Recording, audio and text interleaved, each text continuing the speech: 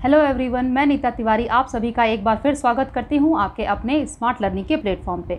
तो हम लोग पढ़ रहे हैं SSC history for CTET, KVS, NVS, UPTET and for all teaching exams. ठीक है, और आज हम पढ़ेंगे किताब उल हिंद, जो अल बरूनी की किताब है, किताब उल हिंद। ठीक है, अब देखिए कल के वीडियो में हमने अल बरूनी के बारे में पढ़ा था। ठीक है, तो आप लोग को, अगर आपने वीडियो देखा होगा तो आप लोग को याद होगा कि हमने क्या पढ़ा था कि अल बरूनी का जो जन्म है वो कब हुआ था, बताइए।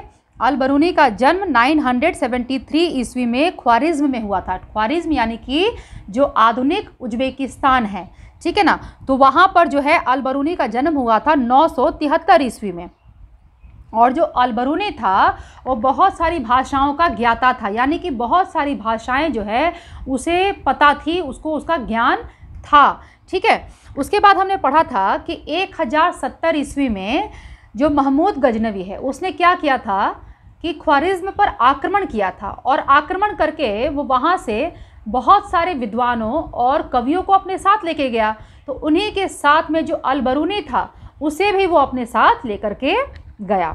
ठीक है, तो हालांकि जो अल बरूनी था वो वहाँ पर बंधक के रूप में गया था, लेकिन रहते रहते गजनी रहते रहते अल बरूनी अल बरूनी को महमूद गजनवी जो था वो कहाँ लेके गया था, गजनी लेके गया था, है ना। ये सारी चीज़ें हम लोगों ने कल के वीडियो में पढ़ी थी। तो अल बरूनी जो था वो गजनी में रहते रहते, जो गजनी शहर था वो उसे बहुत पसंद आने लगा, और वहीं पर रहते रहते उसे भारत के प्रति भी रुचि होने लगी, वो भारत के प्रति भी जानने के लिए उत्सुक होने लगा। ठीक है, तो ये सारी चीज़ें जो है हमने कल पढ़ी थी। तो किस प्रकार वो भारत आता है, अपना भारत में विद्वानों के साथ में, जो पुरोहित हैं, ब्राह्मण हैं, इनके साथ में अपना समय व्यतीत करता है, किस प्रकार से वो संस्कृत भाषा को सीखता है और उसके बाद अपनी किताब लिखता है, किताब उल हिंद। ठीक है, तो अब हम पढ़ेंगे उसी किताब के बारे में, किताब उल हिंद, इसमें उसने क्या लिखा है। ठीक है, चलिए शुरू करते हैं। देखिए, अल बरूनी द्वारा अरबी में लिखी गई पुस्तक है किताब उल हिंद। ठीक है, तो सबसे पहला जो यहाँ पर आपके लिए क्वेश्चन और आंसर दोनों ही बनता है कि अल बरूनी ने जो किताब उल हिंद लिखी है ये किस भाषा में लिखी है। ठीक है, तो ये अरबी में लिखी हुई है। ठीक है, अरबी में लिखी गई है किताब उल हिंद। इसकी भाषा सरल व स्पष्ट है, यानी कि बहुत ही सिंपल लैंग्वेज में इसने लिखा है। आगे देखिए, यह एक विस्तृत ग्रंथ है जो कि धर्म, दर्शन, त्यौहार, खगोल विज्ञान, रीति रिवाजों, प्रथाओं, सामाजिक विज्ञान, भार तौल तथा मापन विधि, मूर्तिकला, कानून इत्यादि विषयों के आधार पर 80 अध्यायों में विभाजित है। ठीक है, यहाँ जब वो भारत में रहता है तो यहाँ जो भी चीज़ वो देखता है, वहाँ यहाँ का धर्म, दर्शन, त्यौहार, खगोल विज्ञान, यहाँ के रीति रिवाज, प्रथाएं, यहाँ का जो सामाजिक जीवन है, यहाँ तक कि जो भार तौल है, यानी कि जो नापने की जो होता है ना, मापने की जो विधि होती है, जो मूर्ति कला है, यहाँ का कानून किस प्रकार का है, तो इन सभी विषयों पर उसने लिखा है और 80 अध्यायों में लिखा है। ठीक है, यानी कि 80 चैप्टर्स हैं टोटल इसके किताब की, किताब उल हिंद की। ठीक है, चलिए आगे देखते हैं। अब देखिए, सामान्यतः अल बरूनी ने प्रत्येक अध्याय में एक विशिष्ट शैली का प्रयोग किया है। मतलब कि यहाँ ये बताया जा रहा है कि जब अल बरूनी जब भी कोई चैप्टर स्टार्ट करता था तो उसमें एक विशिष्ट शैली, एक खास तरह की शैली का उसने प्रयोग किया है। आइए देखते हैं क्या है वो। तो जिसके आरंभ में एक प्रश्न होता था, यानी कि सबसे पहले वो एक प्रश्न लिखता था, फिर संस्कृतवादी परंपराओं पर आधारित वर्णन, और अंत में अन्य संस्कृतियों के साथ तुलना की जाती थी। तो पहले क्या करता था वो, जब भी कोई चैप्टर लिखना शुरू करता था अल बरूनी, ठीक है, तो पहले क्या करता था, एक पहले प्रश्न करता था। ठीक है, फिर उसको वहाँ के अकॉर्डिंग, वहाँ की जो सांस्कृतिक परंपराएं हैं उसके आधार पर उसका वर्णन करता था, और फिर लास्ट में क्या करता था कि जो दूसरे जो संस्कृति हैं उनके साथ उसकी तुलना भी करता था। तो इस प्रकार से उस एक अलग शैली में वो जो है लिखा करता था। ठीक है, जो किताब उल हिंद लिखी है उसने इस प्रकार से लिखी है, एक विशिष्ट शैली में लिखी है। चलो आगे बढ़ते हैं।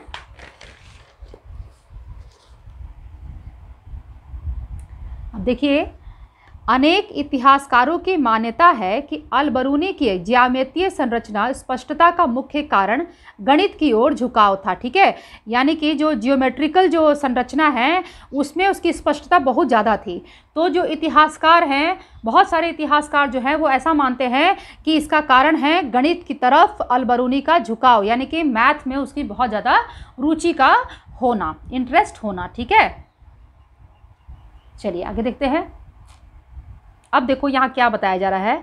अल बरूनी अपने लिए निर्धारित उद्देश्य में निहित समस्याओं से परिचित था, यानी कि जो उसने अपने लिए एक उद्देश्य निर्धारित किया था, हर किसी के लाइफ का एक एम होता है ना, और क्या कहा जाता है कि बिना लक्ष्य का इंसान नहीं होता है ना।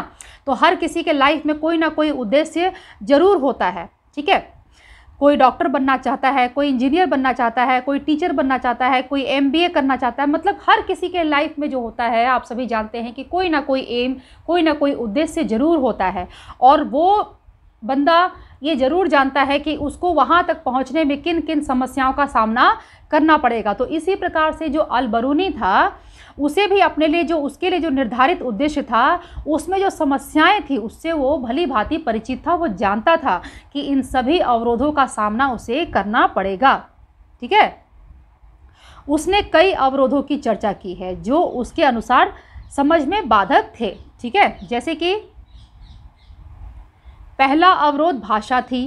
ठीक है, संस्कृत जो थी वो अरबी व फारसी से इतनी भिन्न थी कि विचारों व सिद्धांतों को एक भाषा से दूसरी भाषा में अनुदित करना आसान नहीं था। पहला उसके लिए जो ऑब्स्टिकल था, जो अवरोध था, वो क्या था कि संस्कृत जो थी वो अरबी और फारसी से बहुत ज़्यादा भिन्न थी।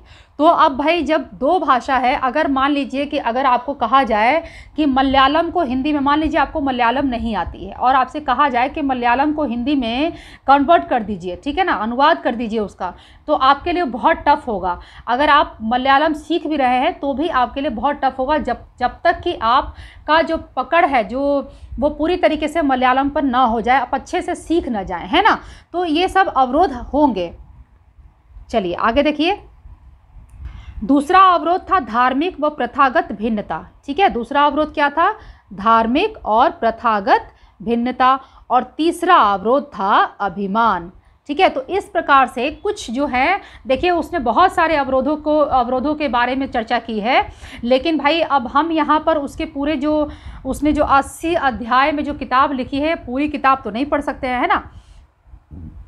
तो जो हमारे लिए जानना ज़रूरी है हम उतना पढ़ेंगे। हम लोग सीबीएसई के अकॉर्डिंग, जो एनसीईआरटी में हमें पढ़ाया जाता है, हम उसी के अकॉर्डिंग ही पढ़ेंगे। ठीक है, क्योंकि हमारा जो सवाल आता है किसी भी एग्ज़ाम में वो एनसीईआरटी से ही आता है। क्लियर? चलो आगे बढ़ते हैं। आप देखिए यहाँ पर देखो, ध्यान देने की बात है कि इन समस्याओं की जानकारी होने पर भी अल बरूनी लगभग पूरी तरह से ब्राह्मणों द्वारा रचित कृतियों पर आश्रित रहा। ठीक है, अब जो ब्राह्मणों ने जो कृतियाँ लिखी थी, जो रचनाएं लिखी थी, जो रची थी, वो तो संस्कृत में लिखी थी, तो वो जानता था कि भाई मेरे को बहुत परेशानी होने वाली है। लेकिन फिर भी जब यहाँ के सामाजिक रीति रिवाजों, यहाँ का सामाजिक जीवन, यहाँ की प्रथाओं, यहाँ का खान पान, रहन सहन, इन सभी के बारे में अगर जानना है तो उसको भाई कुछ ना कुछ तो उसके पास सोर्स होना चाहिए। तो सोर्स क्या था? जो ब्राह्मणों के द्वारा जो लिखी गई जो कृतियाँ थी। ठीक है, तो समस्याएं उसके सामने होते हुए भी अल बरूनी को इन्हीं पर आश्रित होना पड़ा। ठीक है, वो इन्हीं पर डिपेंड रहा। वह भारतीय समाज को समझने के लिए वेद, पुराण, भगवत गीता, पतंजलि की कृतियों तथा मनुस्मृति इत्यादि पर निर्भर रहा। ठीक है, भारतीय समाज को समझने के लिए वेद, पुराण, भगवत गीता, पतंजलि की कृतियों तथा मनुस्मृति इत्यादि पर उसे निर्भर रहना पड़ा। ठीक है, चलो आगे देखते हैं क्या है।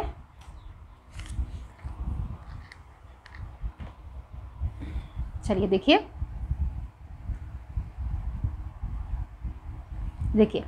संस्कृत के विषय में अल बरूनी लिखता है कि संस्कृत भाषा सीखना आसान नहीं है, क्योंकि अरबी भाषा की तरह ही शब्दों तथा विभक्तियों दोनों में ही भाषा की पहुंच बहुत विस्तृत है। इसमें एक ही वस्तु के लिए कई शब्द मूल व व्युत्पन्न प्रयुक्त होते हैं। ठीक है, अल बरूनी जो है वो संस्कृत विषय में लिखता है कि भाई जो संस्कृत है उसे सीखना आसान नहीं है। ठीक है, इसीलिए आज भी बच्चों को संस्कृत पढ़ने में, आज के बच्चों को खास करके बहुत ज़्यादा परेशानी होती है अभी भी, है ना। जो जैसे ही क्लास 6 में जाते हैं और संस्कृत पढ़ना पड़ता है तो बस बच्चे बेचारे परेशान। खैर चलिए आगे देखिए, अल बरूनी द्वारा जाति व्यवस्था का विवरण दिया गया है। अल बरूनी है जो है उसने अपनी किताब में भारतीय समाज में जो जाति व्यवस्था थी उसका विवरण दिया है। उसके अनुसार भारत में 4 सामाजिक वर्ग है। अल बरूनी के अनुसार भारत में कितने सामाजिक वर्ग हैं? 4 सामाजिक वर्ग हैं। ठीक है, याद रखिएगा, ये स्टेटमेंट वाला क्वेश्चन है। सीटेट वाले बच्चों जो भी हैं वो सब ध्यान से सुनिएगा कि ये स्टेटमेंट का सवाल बनता है आपका कि अल बरूनी के अनुसार भारत में 4 सामाजिक वर्ग हैं। ठीक है, ऐसा आपको दे दिया जाएगा। ठीक है, तो अब आपको पता होना चाहिए कि हाँ ये चीज़ जो है अल बरूनी ने लिखी है।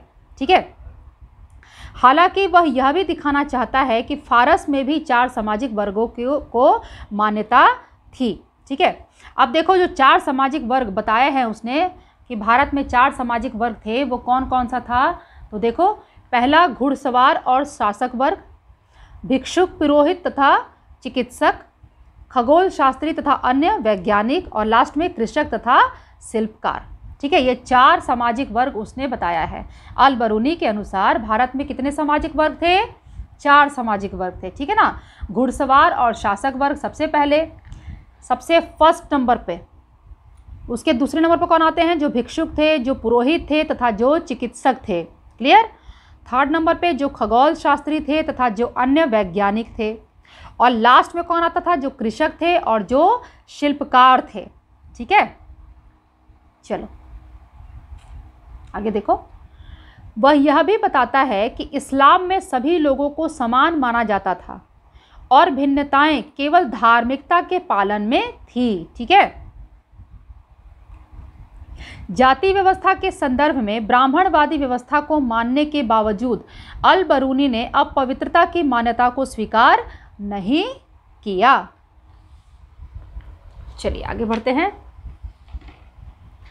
अब देखिए यहाँ क्या दिया है। उसके अनुसार जाति व्यवस्था में निहित अपवित्रता की धारणा प्रकृति के नियमों के विरुद्ध है। ठीक है, उसने बताया है कि जाति व्यवस्था में जो अपवित्रता की धारणा है वो प्रकृति के नियम के विरुद्ध है ना। तो ये उसने अपनी किताब में लिखा है। उसने यह भी लिखा है कि हर वो वस्तु जो अपवित्र हो जाती है अपनी पवित्रता की मूल स्थिति को पुनः प्राप्त करने का प्रयास करती है और उसमें सफल भी होती है। ठीक है, और देखिए भाई अल बरूनी ने क्या क्या लिखा है। चलिए देखिए, अल बरूनी लिखता है कि वैश्य व शूद्र वर्ण के बीच अधिक अंतर नहीं था। ये दोनों एक साथ ही शहर व गांव में रहते थे। यानी कि जो वैश्य और शूद्र थे, ये बताता है अल बरूनी कि इनके बीच में बहुत ज़्यादा अंतर नहीं था। ये दोनों वर्ण जो है वो एक ही साथ शहर और गांव में भी रहते थे। ठीक है, जाति व्यवस्था के बारे में अल बरूनी का विवरण संस्कृत ग्रंथों से पूरी तरह से प्रभावित था। ठीक है, जो जाति व्यवस्था के बारे में जो भी अल बरूनी ने जो भी विवरण दिए हैं अपनी किताब में लिखा है वो पूरी तरीके से संस्कृत के जो ग्रंथ थे उन्हीं से प्रभावित था। ठीक है, क्योंकि उसने जो भी कुछ लिखा किताब उल हिंद में जो भी कुछ लिखा वो उसने कहाँ से लिखा, उसका सोर्स क्या था? जो यहाँ का जो वेद है, पुराण है, भागवत गीता है ना, मतलब जो भी यहाँ के जो साहित्यिक किताबें हैं उन वही सारी चीज़ें जो है वो अल बरूनी के लिए एज अ सोर्स उसने यूज़ किया। उसने उसी को यूज़ करके उसने अपनी किताब लिखी, किताब उल हिंद, जो कि 80 अध्याय में विभाजित है ना। तो ये तो हो गई भाई हमारी बात जो अल बरूनी और अल बरूनी की जो किताब थी किताब उल हिंद, हमने आज के वीडियो में पढ़ लिया। आज के लिए बस इतना ही। ठीक है, अब अगले वीडियो में हम लोग पढ़ेंगे इब्न बतूता का जो रिहला है। ठीक है, इब्न बतूता का रिहला, इसके बारे में हम लोग अब नेक्स्ट वीडियो में पढ़ेंगे।